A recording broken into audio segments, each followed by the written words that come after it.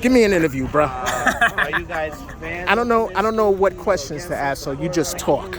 Well, Why are you here, I guess? He's mad at us right now. Yeah, because he wasn't my so especially He's being mad at us right now. a member of DSA, worker organizing, worker rights is like tantamount For to our beliefs. If we're going to talk about the wealth gap in this country and rising inequality, it starts with workers' rights. You know what I mean? So when a local worker based like on the Joselyn narrative that was put out is there, on the receiving end of retaliation and from a large we corporation, sat when we all got to tried come work out with and them, support. we were And doing the door coming out, knocking. in person for a rally, that's like a first step. We need to do like actual tangible actions and back her up and stay connected to the efforts here at this Starbucks. This is one of the first Starbucks, part of that first wave of unionizing earlier this year. Right.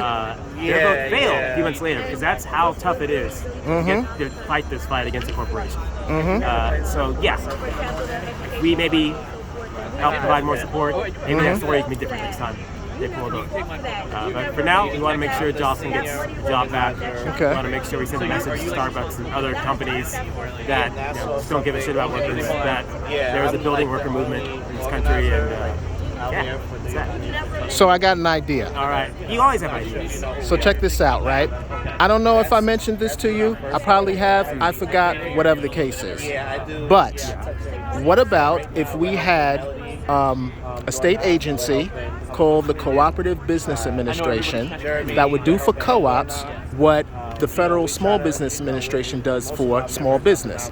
Provide things such as financing for startup co-ops, training, counseling, tax consultation, whatever the case is. So let's say, for instance, for a situation like this, let's say if they said, oh, you guys want to unionize? Well, we're going to shut down the store. A Cooperative Business Administration could come in and they go, hey, listen, they're about to shut us down. Can you help us? So then when they shut down, the Cooperative Business Administration can transition them into a cooperative. And now you got real, true direct democracy because now the workers own the establishment. Or we need that kind of muscle at an institutional level to fight back against these corporations. So I heard Professor Richard Wolf suggest, he didn't suggest it to me, I saw it on a thing, but he said what some companies would, what some governments would do is would you be willing to apply eminent domain to where, oh, okay, well, you're going to shut down? Okay, goodbye. We'll take the brick and mortar place over, and now these people will be government workers. We'll float them a loan at low interest, and when they pay it off, the company is now theirs.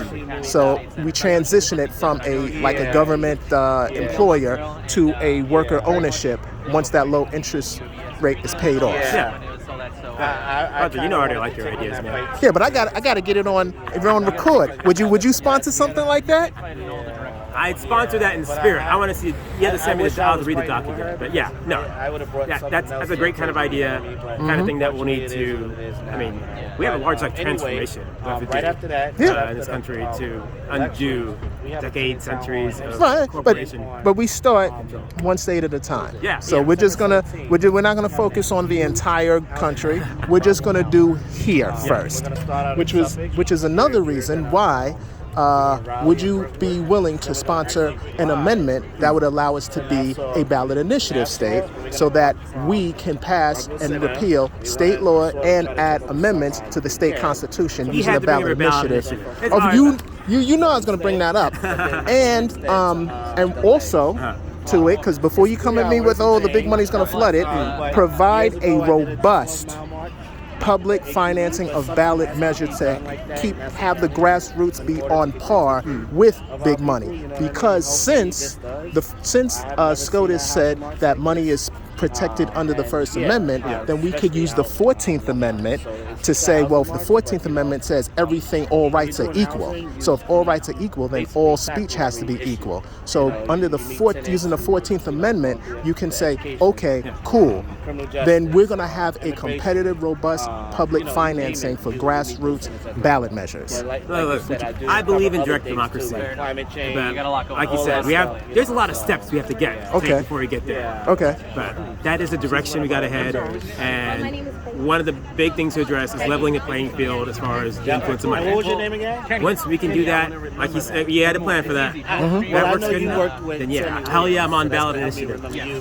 The only thing is though, Belrose. until we get a constitutional amendment federal wide to curb big money in politics, the only thing we can do, since we can't curb their big money, then the government has to assist grassroots and boosting public financing, so that we can actually compete with ballot measures that would, you know what I'm saying?